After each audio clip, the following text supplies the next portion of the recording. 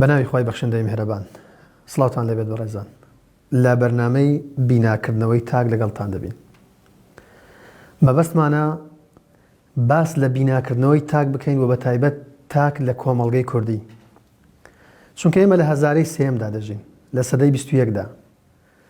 تەماشا دەکەین لەسەر تاسەری جیهان. کۆمەڵگەی ئێمەش بەشێکە لەو بابەتە کە خۆی پەیوەست کردووە بە لایەنە مادیەکان. لە کاتێکدا ئینسان خودی بنیادی ئینسان پێکاتەیەکە لە دوو بەش کە ئیش پێکاتەی هەم جەسەدە هەم ڕۆحە. بۆی ئەگەر ئێمە تەنها لە دنیای جەسەددا بژین، بە دوای ویست و ئارەزوەکانی لاشەی خۆماندا بگەڕین، بەشێکی دیکەی گرنگ لە ژیانمان لەبیر دەکەین کە ئەویش ڕۆحە. لە کاتێکدا ئینسان کە ڕۆحی تێدا نەما پێدەڵێن کەسێکی مردوو. بۆیە ئێمە لەم بەرنامەیەدا دەمانەیە بچینە نێو قوڵایی بیر و ئەندێشەی بینەر، دەمانەیە گفتوگۆ و شەنوکەوی بابەتە جدیەکان بکەین، دەمانەیە مەنهەجیەن بە شێوەیەکی پرۆگرامی بە شێوەیەکی بەرنامەدا ڕێژرا و بین هەموو ئەو بابەتانی کە لەبیر کراون لەگەڵ ئێوەدا دەردەشەی بکەین و شەنوکەوی بکەین. بۆ ئێمە بتوانین لە خودی ئینسان تێبگەین، بنیادی تاک بکەینەوە، دەبێ بیر لەوەش بکەینەوە کە ئەوەی کە ئینسان پەیوەندی بە دەوروبەری خۆیەوە، بە سەروی خۆیەوە و لەو کەون و بوونەوەرەدا هەروەکو خوای پەروەردگار دەفەرمێ سەنوریهم ئایاتنا فی الآفاق وفي أنفسهم حتى يتبين لهم أنه الحق. کەواتە ئێمە ئەگە بمانەوێت تبیانی شتێک بکەین، تبیانی دەوروبەر و ئینسان بکەین، دەبێ هەردووچان بەیەکەوە گرێ بدەین و بەسینەوە. بۆیە لەم بەرنامەیەدا و لە هەموو بەرنامەکانی داهاتوشمان لەگەڵ بەڕێز مامۆستا مەسعود عەبدولخالق خاوەنی بڕوانامەی ماستەر لە فەلسەفا لەگەڵتان دەبین، شەنوکەوی بابەتەکان دەکەین. ئێمە لەم بەرنامەیەدا باس لەوە دەکەین کە پەیوەندی نێوان خوای پەروەردگار لەگەڵ گەردوون لەگەڵ بوونەوە چۆنە و ئایا بەر لەوەی کەوا گەردوون خەڵق بکرێ خوای پەروەردگار بەچیوە خەریک بوو وەک دەگوترێ. تەبعاً وەک دەڵێ دەربڕینێکی سادەیە، ڕەنگە هەندێک جار لەو دەربڕینە ڕەخنەش بژیرێ، بەڵام ئێمە دەمانێت بە زمانە سادەکان شتەکان دەربڕین، اینجا لە عومقێکی ئاینی و لە عومقێکی فەلسەفیەوە فەهمی بابەتەکان بکەین. بۆیە ئەم پرسیارانە و چەند تەوەرەیەکی دیکە لەگەڵ بەڕێز مامۆستا مەسعود عەبدولخالق دەردەشەی دەکەین. مامۆستا زۆر بەخێربێن، زۆر خۆشحاڵین، سوپاستان دەکەین. مامۆستا کاتێک کە بیرۆکەی ئەو بەرنامەمان لە بۆ هات، گوتمان باس لەوە بکەین بینای تاچی کورد بکەینەوە. بەڕێستان باستان لەوە کرد کە دەبێت لە گەردوونەوە دەست پێ بکەین. لە کاتێکدا وەک زانایان دەڵێن ئینسان عالەمێکی بچووکە، بەڵام گەردوون عالەمێکی گەورەیە. ئەو گەورە و بچووکە بۆچی ئەوە هاتێک هەڵکێشەیمە دەبێت باسی هەردووچیان بکەین بۆی تێبگەین. هەرچەندێک باسی ئاەتەکەم کرد، ئاەتە قورئانیەکە، بەڵام تێگەیشتنی ئێوە بۆ بابەتەکە هەمان شت بوو، هەمان ئەو تەفسیرە بوو. دەبێت سەرەتا لەوە دەست پێ بکەین. بەناوی خوای گەورە و میهرەبان. دەستخۆش بی، پێشەچێکی زۆر گرنگ و بە پیس باس کرد. زۆر سوپاس سەلام. یعنی لە بۆ ئەوەی ئینسان لە ئینسان بگا تێگەیشتن هەوانتە نییە، یعنی پێویستت بۆی هەیە جەولەیەکی گەردوون بکەی، جەولەیەکی پاش گەردوون، پێش گەردوون، مەسیر چارەنووس. ئەو ئاەتی هینای تۆ سەنوریهم ئایەتنا فی الآفاق، هەرچی زانای گەورەیە کە ویستیتی باسی ئینسان بکە ئیلا چی تۆ ناو گەردوون. تەنانەت کارل مارکس کە ویستیتی قیمە الفائزە بدۆستەوە لە ئیقتصادە، 5 جلدی نووسیتەوە چوویتە ناو گەردوون، چوویتە ناو ماوەراء الطەبیعە، نەک گەردوون، هەتا هاتەوە ئەوەی سەلماندووە. وين يعني دو دستوازي جناب باسكر عالم الكبير وعالم الصغير. زور بي زوري علماء قديموني انسانيا بيوي عالمتي بتوكا قردوجان في عالمتي كاتب بمعنى تماثلتي يقدر زور لنيوان انسان وقردون هيا. كتابة كاني اسمانيش باسي قرآن بذكر انجيل، توراة، كنزا ربا، براهماي، هندي، ئاڤێستا، مەسحەفی ڕەشی برایانی یەزیدیمان پێدا بڕۆ کۆنفۆشیێسیەکان، تاویەکان، هەرچی هاتیە ویستیتی بینای ئینسان بکاتەوە ئللا بە ئایات و بە دەلایلی گەردوونی و ماوەڕە ئەلگەردوونی دەستی پێکردە ئەجا هاتوۆتەوە سەر ئینسان. کەواتە گەڕانەوە بۆ گەردوون ڕێنیشاندەرە بۆی کە چۆن ئێمە لە خۆمان تێبگەین لە خودی ئینسان تێبگەین. زۆر چاکە. مامۆستا لە پێشەچەکەی باسی شتێکم کرد، ینی هەرچەندە لە قەدیم ڕەیەک هەبووە بۆ نمونە ئەو گەردونە لە ئەزەلەوە هەبووە و دەژمێنێ. دەمێ بە کورتی باسی ئەوم لۆ بکەی ئەوە سەحیحە ڕاستە یان ڕاستەکە ئەوەیە گەردون کاتێکی دیاریکراوی هەیە کە خەڵق کراوە و کاتێکی دیاریکراویش هەیە کە کۆتایی پێدێ. ئەوە لە ڕوانگەی دینی تەمان باسی و بابەتی خۆی لەسەرە. خۆی لە فەلسەفەی یۆنانی ئەو دابەشێت دروست بوو. بەشێک پێیان وا بوو کە گەردون ئەبەدی و ئەزەلیە ئەوانە یعنی کە دیراساتیان لەسەرکرایە درێن لە بابلیەکان وەریان گرتیە لە سۆمەریەکان وەریان گرتیە کە پێدا دەڕۆی لە ئاەتێک لە ئاەتەکانی زەبور شتێکی وای تێدایە بەس وەسفی گەورەیە نەک هەندە گەورە و هەندە زۆربی پێدەچی لە ئەسڵدا وەکو دیڕاستەکە چکۆ زۆر قوڵە حەزرەتی سلێمان باسی گەردونیی کردی کە هەندە زۆر وەسفەکی بە گەورەی کرێ بەڵام کە دێتە ناو کۆمەڵگە دێتە ناوەی ئەو مۆزوعە دەقیق نامینێ ئێستا هەرچی ئەستۆڕەیە لە ئەسڵدا شتێکی ڕاستی بووە لە لای فەیلسوفە لە لای نەسەکی دینی بووە بەڵام کە دێتە ناو وەسەتی شعبی چی بەسەردێ دەگۆڕێ دەبتە ئەستۆڕە و شتی ینی ئەوەی یەک لەوانەیە ئێستا باسێکین هەر لەو کاتیش ئەرستۆ دەرێ لە ناوەما هەموو پێمانوە بوو گەردون ئەبەدی و ئەزەلی بەڵام ئەفلاتون وانە بوو نە هەر تەنها ئەفلاتون نەبوو ئەرستۆ لە کتێبی الطبیعەوە دەرێ فیساگۆرس هەرچی دینیەکان و پیانوە بوو ئەو گەردونە ئەبەدی و ئەزەلی نییە بەڵام لە پرسیارە چ دەترسا دەیانگۆ ئەگە ئەی چێ خەڵقی دەیانگۆ خوای گەور ئەی چێ خوای خەڵق کردیە ئەوە پرسیارێکی قرس بوو یەک دووش دەیانگۆ ئەدی پێشی ئەوەی کە خوا گەردونی خەڵکە چی دەکرد لەبەرچی وا تاخیری کرد کۆمەڵێک سوالی وایان دەکرد لەبە هەندێ ئەدوبا بەسەوە لەبوو لەبە ئەو مۆزوعی بەشێک لە علەمای دینیش هاتنە سەر ئەوەی برن وەڵاهی ئەو گەردونەش ئەبەدی و ئەزەلیەوە بی خۆیان علەمای ئیسلامە هەندێک لەوانیش ئەتی ئیمامی غەزالی لەبەرچی تەهافوت الفەلاسفە خوێندەوە لەبەر دەرێ یەک لەوانە قسمێک ناویان دەینی ئەو دەرێ ئەوانە عەقلیان بچوو بوو بەڵام معلوماتیان زۆر بوو دەرێ ئەوانەوەیان چوون بە دوو فەلسەفەی کردن بەس خۆ مامۆستا لە قورئاندا کۆتایی پێ هاتێ ینی چۆن زانایان ئیسلام دەزانی چۆنە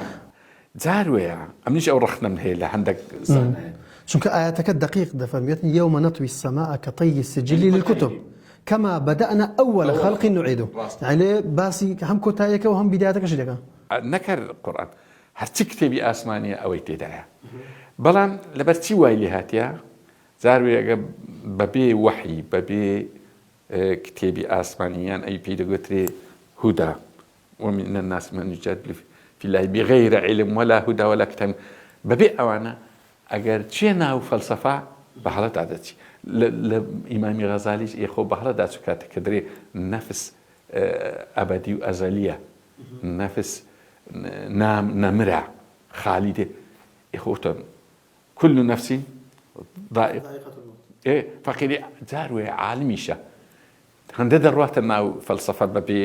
وحی تێدەکەوی ئەو احتیاجی ئەوە شتەچیوە لەبەر هەندێک لەو مۆزوعەش هەندێک لە زانایان تێکەوتبوون کەوایان زانی ئەو جیهانە ئەبەدی و ئەزەلی و بێ سنوور و بەخۆی تاچی کورد و گەنجانی کوردی ئێستا بە تایبەتی گەنجی ئەو سەردەما زۆر متابعی ستیڤن هۆکینگ دەکەن ئەویش هەر لەوبارەی ڕێی چۆنە دەزانی چۆنە چونکە ما ئێستا ناتینە سەر ئەو بابەتە ئێستا زانستی نوێ تاو یعنی پێشان زانستی نوێ احتیمالی دەکرد سەر کەونی ئەبەدی و ئەزەلی وە بێ سنووریش ئەنی گو سنووری نییە ئەنی بابرین لە پشت گەردوونی شتەشکەنی هەر هەیە و تاریخیشی نییە عمریشی نییە ئەجەلیشی نییە چارەنووسشی نییە و هەروەها و هەر ناوی لێ نابوو کەونە ساکن بەڵام لە سەرەتای سەدەی بیستەم ئەوە گۆڕە حەزەکەیەوە لە حەڵقەتی بە تایبەت ئەو ڕێی باز دەکەین کە چۆن گۆڕە ئێستا ڕێی علمی چیە و ئەو ڕێی علمی ئێستا هاتی ئایا تاوا دقیقە لەگەتی نەخێر هاتیتەوە سەر ڕێی دینی چکە ڕێی دینی لە ئەسڵا گوتی نەخێر ئەبەدی و ئەزەلینی ئەجەلە چیە بەڵام کە علم هاتۆ سەرێ ئێستاش تاوا نهاتۆ سەر بە ناوعشکە هاتۆ هەردووشیان ڕێینە بەس دەمایە بێمە سەر ئەوەی کە ئەو زانایان لەو پرسیاری دەترسان کە برێن ئەدی ئەگەر گەردوون ئەبەدی و ئەزەلینیە دروست کراوە ئەدی پێشترێ خواچی زامەش دەمانێت یەکەم پرسیارمان بۆ بابەتە لەسەر بکەین مامۆستا کەواتە کە گەردوون سەرەتایەکی هەیە تامان خوای پەروەردگار بۆ خۆی ئەزەلیە هەر هەبووە کەواتە بەر لەوەی گەردوون خەڵق بکە ئەو کاتە چی یعنی ئەوە هەیە وا دیتە پێش چاوی دەرێ خوا بێ ئیشدا نیشتیە هەتا لە کاتێک فکرێکی لە بۆ هاتیە هەستایتەوە یعنی ئەوها هەستایتەوە ڕاست فکرەوەی وەڵاهی ئەو گەردوونی تەوانەوە تێگەیشتێکی زۆر سادەیە بەڵێ ئەوە نییە خوای گەورە یەک لە سیفاتەکانی خەلاقە خەلاق یعنی چی یعنی هەردەم شت دروست دەکە ئەو گەردوونیمە یەکە لە شت جەماعە مەستا جیاوازی لێوان خەڵق و سنعیش هەیە خەڵق ئەوەی لە نەبوونەوە دێت نا سێ چار مستەلاح هەیە ئیبداع هەیە خەلاق هەیە وەشی خۆتگوستنە هەیە جەعلیش هەیە هەمووی جودانە ئەوانە هەمووی یەکەیەکە جودایە ئەوە دوای ئینشاءالله باسی دەکەین ئەو یعنی خوای گەورە ئەوە نییە برێ کە خەلاقیشە ئەو هەموو شتەی دروستەکە وەکو خەڵکی کوردوار دەرێ مەجال نییە سەر خۆی بقڕێنی یان ئەوەی لە ناو برایانی یەهودیمان هەیە دەرێن ئیسراح پێویستی بە ئیسراحەتە خوای گەورە ئەوە نییە لەبەر ئەوەی لە هەر خەڵقەکیش ئەمری لە بۆ دەنێری واتە قوانینی لە بۆ بەخۆی ئیش دەکات ئۆتۆماتیکی یعنی ئەو دەتوانین لێک کات دە چەندین ڕای کاتە پێشی گەردوونیمە خەڵقی تر هەبە بەڵام بە مانتەقی جدا یعنی ئەمە ڕەنگە ئەو خەڵقە لە بۆشمان باس بکەن نەزانیتە ئەسڵەن کەلیمات و عیباراتیشمان نییە وەسفی بکات کەواتە مامۆستا ئەگەر لەو بابەتە ئینسان نەتوانێت تێبگا مانای وانییە کە شتەکە بوونی نییە بەڵکو لە ئەساسدا عەقلی ئینسانی سنووردارە لە سنووری خۆی دەتوانێت درک بە دەوروبەری خۆی بکاتن ئەسڵەن دەوروبەری خۆشمان پێچاک ناکری ئێستا زۆر شتێ وەسفەیە هەر پێمان ناکرێت لە گەردوونی خۆمان لە پەروەری خۆمان لەسەر زەوی خۆمان لە ناو جسمی خۆمان مواضیع هەیە پێمان تعبیر ناکرێت نازانین چۆنی بنووسینەوە بەڵام زۆر گرنگە ئەو مۆزوعی کە بزانین لە کوردستان ئێستا حرەکەتی بێ باوەڕی زۆر بە قووەتێ و زۆر احتیاجی شەکەی خۆی ئینسان حڕە لەو شتانە زۆر ئەو سوالی دەکەن ئەرێ خوای گەورە لە پێش دروستکردنی گەردوون چی کرد یعنی كل يوم في شأن ئەگە غەرەت نەمایەت ینی في شأن کاتە هەموو دەمێ ئیش و کار و بەرنامەی خۆی هەبووە ئەو گەردوونەی ما یەکەکە لە ئیشەکان ئەوەش نییە برێ ئەرێ ڕاوەستابی خەڵق ینی خوێنە ئەوەی بینەرواتێ نەگە خەڵق وایە ئەوە یەک دوو سێ چار پێنجەم گەردوونە دروستی کرد نە ئەوانە هەزاران هەزار پێکەوەی ڕەنگە ئەسڵەن نازانین کەواتە بە تەسەسوڵ نییە بە فراوانیە ئەسڵەن نازانین وەسفی چی بکەین چکە من چۆن وەسفێکن ئەمە وەسفی دەکەین بە جێرەی قوانینی تەبیعی خۆمان کە لەو گەردوونەی هەیە وەسفی ئەشیا دەکەین وەسفی شت دەکەین کاتێککە لە خەڵقشکە لە مەجموعەشتەشکە کە بەو قوانینانە نەبوو بە جۆرە قوانینەشکە بوو هەر نازانین وەسفی مەسەن بۆ نمونە قانونەشکە چی بی ئەمە لێرە بووە هەر لەسەر زەوی ئەمە کە دەستنیش دەشون ئاوچ بە چمچان دیت خوارەوەنی بەس بڕۆ لە عەردی بڕۆ دەرێ پێچەوانە دەی بەرز دەبتەوە ئەگە مستە ئاوچ بچاوت ڕاست دەخن چی لەبەرەوەی نایەتەوە خوارێ یعنی لێ منطق لێ لەگە ئێرجدا قانون لێ لەگە ئێرجە کەواتە مامۆستا ئینسان ئەگەر بێ بەو تێگەیشتە سنوورداری خۆی لە هەموو بابەتەکانی دەرەوەی خۆی تێبگا ئەسڵەن تێگەیشتنەکە لەوێ بەهەڵە دەست پێ دەکات تەواوە لەبەرچین منطق و منهەجدا برایە چونکە ئەوە مامۆستا لە داهاتوودا عەفومکە لە داهاتوودا کۆمەڵێک بابەتی دیکە هێدێتە پێشمان بۆ نمونە یعنی ئەو ساڵی کە لە دەرەوەی زەوی هەیە هەمان ئەو ساڵەیە کە ئێمە 12 مانگە لێرە هەمانە 65 ڕۆژ بۆ نمونە لە قیامەتیش بۆن لە 500 ساڵ ئەو شتانە یعنی ئەوە ئەگەر دقیق بچینە دوێ احتیمالی هەیە لەوە تێدەگەین کە تێگەیشتنی ئێمە بۆ پێناسەکردنی بابەتەکانی دەرەوەی سنووری ئێمە تێگەیشتنێکی هەڵەیە لەبەرەوەی ئەمە بە مانتق و تێگەیشتنی خۆمان پێناسە بۆ بابەتەکان دادنین کە خۆی دەرێ علم بەحرە و ئەتو یەک قەترەی لێت و بەجێرێ ئەو قەترەی بچی پرسیاری گەورە بکەی ئەرێ خوا لە چێ هاتیە ئەرێ چێ خوای دروستکە هەر كلمة كان غلطة يعني كدري خوال لا تشهد لا يك غلطة شيء غلطة يك أخير غلطة هم غلطة إلا تشرد أو ذاك السؤال أنا نبي دبي زينتي وك خود قلت زورت أنا بجري عقلي هيتمان ولو ما نعيشني بلام أي سؤال لك دبي سؤالك يبزاني تذكى هي سؤال لك دري والله من نازن يعني أسد دو ماسي لبحري قصب كان بيني خويا طبعا أنا واحد زانن هذه كلنا بحري بستدري دخن شيء ونيا وسرشتي ماسي جوا سوشنا هل أول وقت يجيش اللي ماسك له العربي بري والله اشتك هي بعكس ينجو لا دري الراب كيتنا وبحري كل دري باورنا كم بحر لبحري زيادة تشتك هي يعني زور خشتو كواتا ما جو كو إنسان هروينا أجورا ليه ماسي تيبجينا كإنسان أو لسه بشر دينو لسه كبتش حمد عقيب بشر وتون لما سيدكين ورتون تيدكين قندلي هي عارفه كيرينا زنيت لبري عالم يا شيديكيا دنيا يا شيديكيا اصلا دريت كابر هدرجك دري اقصى دريت ماسك زور باش ما مستا كاتب برسياريو بكم بيش نخش لروي فلسفيه وبرسيارم والله بديوا انسان هیچ شوێنەکەی تێدا بوەستێ و نەتوانێ پرسیاری تێدا بکاتن بێ وەڵام بەدەست نەکەوێ زين شونا انسان لبقى كجوثرة لا علم أجر بحرك بي قطرتي لا قطركي تسدتواني يعني حدودي هي إسأل الفلسفة إنسان تاتسن برسيار تواني جواب بداته برسيار كان يتجاوز أدنى سوليفان خاص كتير بتشيل سو برسيار تدانا شو يعني حدود العلم دري حدود إسأل برتي أهم لا دقة هي يعني وكبري دري كاكو نازع دري القرآن دري لئن سألت من خلق السماوات كذا تروهونيا لا يقولون الله إنزا لا برادلي مثلا ستينجر ياكو مرخص كذا أو سؤالي ماك والله من يتلي نازل شلون درسوا من الدنيا شلون أوقات ندرسوا هزار شتي نازني أتو هذا شتي دزاني وما زال شيء بلام يكشتها وكبري مجال هي أكلوا أخذ سؤالا كي بلام سؤالك لا توارتيوي منطقي بي لا توارتيوي أو بك تعقل في دقة لو شيء ذكرينه السماسي كان أتوقع هاتو اشتغل لدروي منطقيتو لدروي قوانينيتو سؤالك الأخ يعني أصلا كلمة كاني كتعبير لسؤالك إذا كي غلط درجة بس نظري شون أي برامبري تيجي بهن الإمام علي قلتي ما ناقشني الجاهل إلا غلبتني وما ناقشت العالم إلا يعني بيكو سركتوني جاهل سؤال يكري دوران اتفاقي بلام عالم سؤال يكري هرج شامبر جيت يعني دائما وهي أو منهج ومنطق لبو أو هاتيك حدودك يا للسؤالك فلسفية علمية فقهية علومية مجردة هرتي هبي واحد زور باش أمن برسيارة شي ديكم هي بس بيم خوش ناوبريك ور بقرين دواتر بشي دومي برنامج كمان ترخام بكين بو تورا بو برسيارة چونکە هەز دەکەم زۆر لەبارەیەوە گفتوگۆ دەکرێت و پێم خۆشە لێرە بەڕاستی دقیق وەڵامی ئەو پرسیارە وەربگرمەوە ئەگەر جەنابتان ئامادە بن. بەڕێزان دوای ناوبڕێک پێتان دەگەینەوە.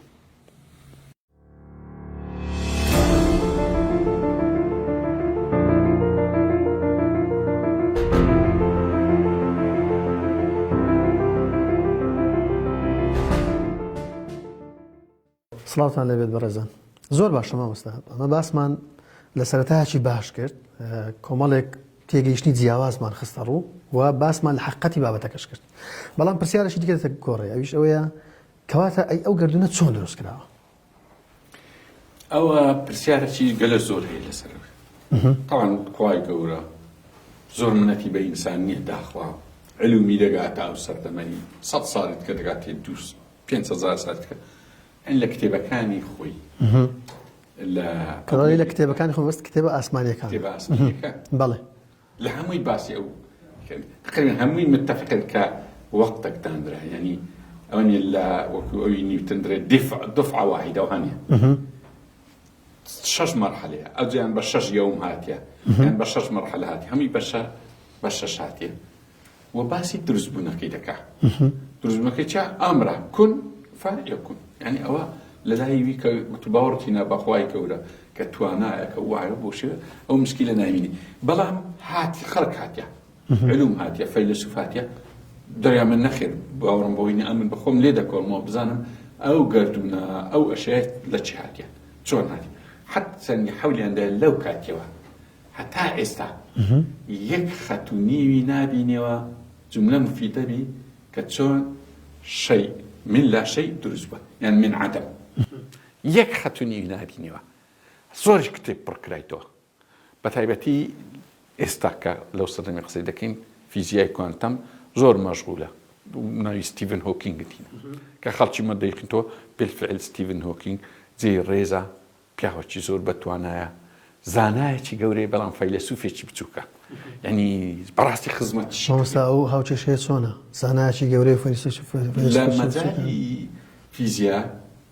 كوانتم براسي خزمتي كرديا بلان كريتا ميداني فلسفة هرسنا بخوشي دريت تجي فلسفة بلان ديزايني مازن بخينوا موجز تاريخ الزمن بخينوا الكون في قصة جوز جراند ديزاين يعني أواني كدخيني وكتابة كاني فلسفية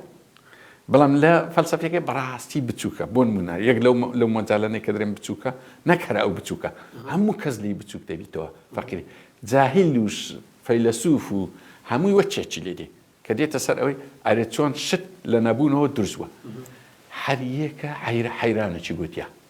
لا أخيرا قلت والله يا رب الناس دي زان مغلط شا ياك هاتيا كوي همو أو زانا يعني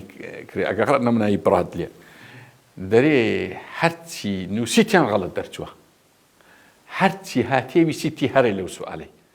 حمي شلون مثلا دري اللحظات الأولى من انفجار الكبيريان لحظات كانت معنا لباش درزبوني أو جقصي هي لبيش درزبوني ولا أصناي نيتي يزمع الماتشيني بلام ابن رشد يعني خلش ترهنا قصي كبير أري شيء من لا شيء يعني لاش تشكيه ليه ذا إيش أوكي كزور طبعا كعلم وكبري تارينا مني قصينا مني أتو ما زالك يبتينا كتابة أسبانيك كو معلوماتي ليه هو صار لي راح حمان أو جوازية كباسط كده يعني بيني تصنيع وبيني خلق شكا أوي كمخلوقة لنبونه هنا رأي تبونونيا أتو استاتي أو بابتا رونكيو منا بالتأكيد زور باشا كواتي استا قردوني لنبونه درس بوا كل لنبونه خلق كراوا استا ما تسون لو بابتا تيبقين تيجيشني طبعا زور زحمة والله مشتكي ابن رشد حاولي داد قلتي شتك درس بوا لا شتيت ياك أعماجه لا قرآن لا إنجيل التوراة زرت مشام كذا كتابة كانت كباسي عرج تكري طبعا عرج أو هانية أو يبين لسري آسمانا كانوا خاي كور لس عرجانشيا أو تيجيش نتي توراتي وإنجيلي وأنا على كل أو ليك ما بس تبي زاناني آينا كان يعني زاناي كتابة كانية ما بس تبي التوراتي حقيقي هو ديزاينتنا عرج لسري أسمانا كان يعني بعكسه لا ما بس برستان أويا كتفسيري بوكرا والتفسير أو ما بس نجانديا أجنات التوراة هاتشي كتب أسمانيا كان سيل سكر ديها بلام باش كتجيشتن لآياتك لا تفسيركي أو درنجني بيكابي بلى خوي نلا قرآن لا هيتي إيش نهاية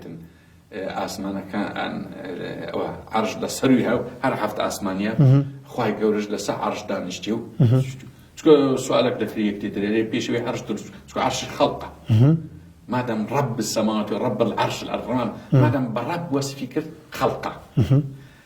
أمر قد برب قد ديت برب القرآن رب الروح رب الحق سماه وسا أوش ده بتيجي بابا كان ما لدعته ده بالله أتوقع وسا أوش خطوة يعني هو موضوع أنا حياة أو دقيقة يعني قرآن ككلمات وكارديني بالله لبو خلق جدا لبو أمر جدا أمر يدبر الأمر مثلا القرآن يدبرون يعني بالدبر بعضك بس تشكى بعضك قد ناري وخلق القرآن بالله ما وسا همو أوي هي لبو نوار لا أسمعنا كان لزوي لدوشتا يان خلق يان أمره أو دو بعد بوي بينران باشتر لمن حالبا كواتا إسا مفهومي قرآن بوي باس لا خلق دكا ربي بكار هنا ونا أوي ديكا شوي أمر بكار بالله كواتا إسا ما بسياري أو بكمو يعني إسا أما دتواني لو يتيبقين كقردون شون دروس بو؟ أو لا لبابي أمر خلق شو كان هردا ميما بس يصير أساسا كي أتودي بابا تشي ديكي قرمو قرطة دينا موضوع بابا تشي يقزار زور على أعلى سترين بابات أو بابته کە حەج جا چ بکەین وازی لێبینین؟ نا دەی باش ئێستا تێدەگەین باش بعد کە عەرش مهمە عەرش لەسەری ئەس نا بەعەکسەوە واستوى كباسي عفت أسمانه كان لك واستوى على العرش زور قلقة مثلا باسي أرزك كأرز تهاو دبيد ودك واستوى إلى السماء نرى على السماء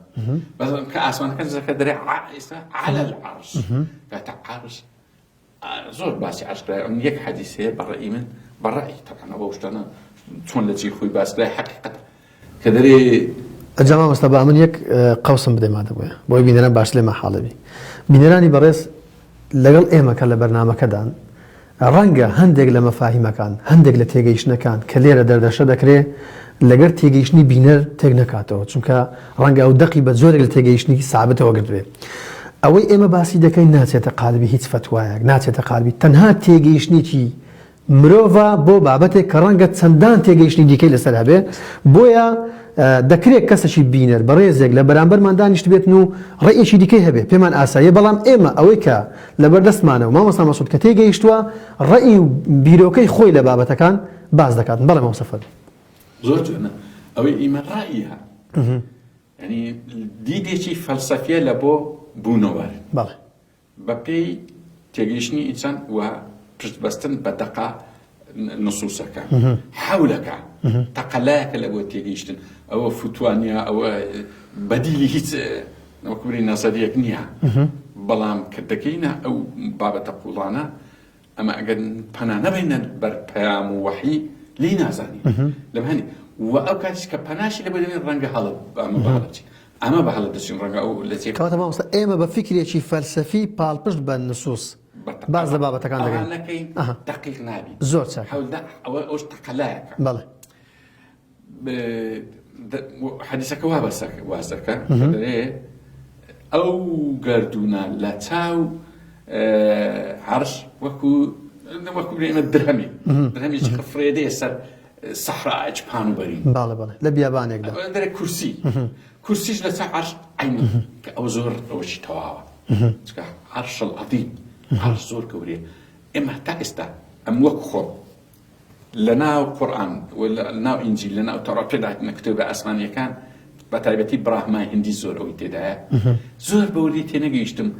خلقي أرض أسمان يعني سماوات السبع أي بيدرين العرش كرا يعني العدم كرا بلا ما قلت شنو السبع عرشيش يا أخو عرشيش هاد خلقه أو لا شيء كرا هذا بلا عدم كرا بلا كنت هاجي ما مدري بديع السماوات ولا بديع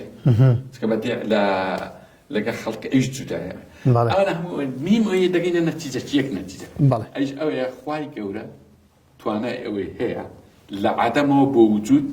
لا شيء أو بو شيء وببيتوانا وشا لا شيء أو بو لا شيء ولا وجود أو بو عدم سكوي سامع يكشي كش ما بيناك يعني ما زين بس بيمان اشتك ما بيدرس ناكلونيا هرتي الدنيا خرب بتوزع بيدرس ناكي يعني لنا بون وأجد درستي بكتون چون استواء أو قردوني لك بيناكري ناكري بلا مشتشكش من بيناكري إعدامش من بيناكري أما صرك من بيلنا نابدري زاني برين إلكترونك أمريكا وروسيا هم الدنيا كوبتو بالأمريكا كإلكترون شيء إعدام زانتيا من شيء إلى لا شيء يعني بيبي ونبون من وجود يعني بيبي ونبون زوجة شو بيان ناكري يعني هذا الدنيا أو درس كراوكا عكسكش من بيناكري أما بس لو دنياي تحويل ما بيدكري يعني تحويلي خلق زون يعني اشتك من لو تحويلي وإذا كان إيش بجري قانوني كهاتيا أنا عندي ما بيدك زون طبعا اشتك ببينران بلهم برل برنامج خمان عمل ذكرت برسيارك من الموساك وتماوسا أو تيجيشنا كهتا بو هندق لآيات كاني قرآني بيروز وكو تفسيرنا وكو تيجيشتن بو سيناي خير سر كتاب والله ماشي داموا كإستات تيدقم وستا يعني لهندق بابا ديو عمق بكا بلام ديوه قلتي بيش صالك دستم بيكردوا بلام حتى دتما دوي دزانم بنيناي يعني قولايكي قلق الزورة كواتا تيجيشني زوري ديوه بدوا داتون تدابير وتفكري زوري ديوه ما وستا ليرة هندق شل بون باس كرد بلا برنامج كاين دابي باسي بكين بون من زيوازين وان عظيم وكبير بديع وخلق دنيا ملوي كومن اشتي كاش ما بيدلي كوات هر تورا كان ما دريج دبيتو بلام استا كاتي برنامج كمان برو كوتايا دمي یەک پرسیاری کۆتایی بکەم ئەو پرسیاری کە لە ناوبڕەکەی باسم کرد دەکەوتە بەرنامەی داهاتوو لەبەرەوەی شتی دیکە هاتە پێش ڕاستی دەمەوێت کاتێکی زۆر باشی لە بۆ تەرخان بکەم ئەو بابەتی ئێمە باسمان کرد مەسەلەی گردوون کە بابەتێکی هەندە عمقی هەیە هەندە قوڵە تێگەیشتنی گەورەی دەوێت زۆر زانانی گەورە فەیلسوفەکان باسییان کردو و وەکو باسان کرد هەریەکە و بە ئاواز و حەیرانێک بەسەری داگوتە و دواتر هیچی دەرنەسووە بەڵام لەو لاشەوە خەڵکانێک هەیە زۆر بە ئاسایی نکۆڵی لە هەموو شت دەکا ئەدی ئەوە چییە ینی ئەوە چ بکەین یانیەوە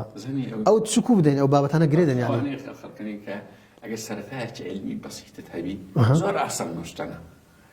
دزانی وەسفکرە درێ فەلسەفە و علوم و ئەنە بەحرە بەس نەزان لە لێوارەکەی دەخنچێ ئەگەر ناگاتە قوڵایەکەی ئەگەر بچێ بگەی قوڵایەکەی ناخنچێ کە ئاوەکە لێرە تەدەخنچێ لەبەرچی کە کەم معلوماتت کەم بی تێدەکەوی بەس کە معلوماتت زۆرتەوی دەتوانی مەلەوان لێندرێ بکەیت لەو بابەتانە ینی بە کۆی گشتی علاقە لە بینی ئینسان و گەردوون یەکجار زۆرە تەماسولێکی زۆر هەیە ئەمە بڕچی خوێنەر بینەوە سەر ئەوەی کە ئەمە مەبەستمان چوو ئەرێ چوینە ناو قوڵایی گەردوون و مەبەستمان لەم بەرنامەیە بە مەسەلەکە خوای پەروەردگار و گەردوون پاشان بگەین بەوەی کە چۆن بینای تاک بکەینەوە ئەوە گرنگە بۆ نمونە کە یەک لە زانایە گەورەکە کتێبێکی بەناوی ئینسان ذلك المجهول لەبەرەوەی ئەوەندە تێگەیشتیە لە گەردوون گەیشت لە ئینسانش گەیشت زانی ئینسان ذلك المجهول هەمووی ناو قوڵایی ئینسان و یعنی ئێستا هەر سوالێک ئەوانەی کە ئەتراز لە ئیشی خوای دەکرێت جەوەرە هەموو عالمەکان بینە خەڵکۆ ئاینشتاین دەرێ ستیڤن هۆکینگ دەرێ دۆکنیس دەرێ داروین دەرێ وەرە بەس لایەنی لا ئیرادەکەی ئینسانی خۆی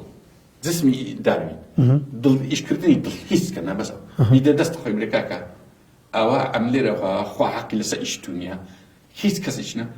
دڵی خۆت ببڕ لەحزە یەکەم کۆنتڕۆڵێکە بەخۆت هەر لەحزە یەکەم یا بیدێ ئەخر هەر ئەوەیە خۆی پەروەردگار دەفەرمێ وەفی ئەنفوسیکم ئەفەلا تبصیرون کە لێرەش بەسیرەوە بەس دڵی بدە دەستە خۆی بدە دەست داروین بدە دەست دکن بدە دەست هۆ بزی بدە سەر یەکەچی برێت بە خۆت بڕێ خۆ بەسا ئیستقلالی خۆت وەرگە تەقریر مەسیر بە خۆت وەرگە و ئەتو چۆن نان خۆی دەخۆی دڵی خۆش نەک شتەکەیەکان کە نا بە هەزاران هەزار چیتکە هەیە جوانە بە لەحزەی یەکەم بیدێ دەستە خۆی لە کاتی دڵی تەوجیهەکی داتێ لێ لایچکەتە تاکو پێک دەچێت ئەو نیزامە تێکەچێت لەحزەک نا لەحزە گەلە زۆرە یەک لەسە هەزاری لەحزەی یەکسەر دەمری ئەجا ئەوە مەبەستم چێت بەڵێ معنە چەند مەجهولە ناو ئینسان ناوەگەردنێ چەند مەجهولە چەند لەبۆ ئێمە بزانین لە ئینسان بکەین پێشوان بەو گەردونیە پێشوان بێ ئەوزێ دەزانین قسە لە چاکسازی ئینسانکردن و بیناکردنەوەی ئینسان بکەین نابی هەر یەکە کاتایە هاتیە وەڵا من داعیمە ئەمن چاکسازم ئەمن ئەوەن تەنیا ئەو مۆزوع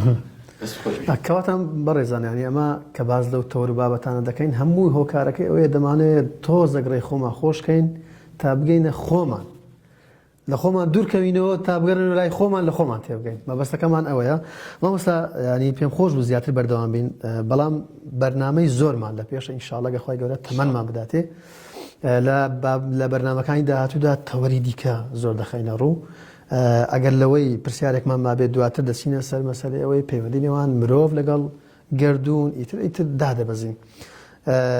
زۆر سپاسان دەکەین ئەزیەتماندان کاتمان لێگرتن بەڕێزان و خۆشەویستان بەم ئەندازەی هاتینە کۆتایی یەکەم بەرنامەی بیناکردنەوەی تاک تا بەرنامەیەکی دیکە خواتان لەگەڵ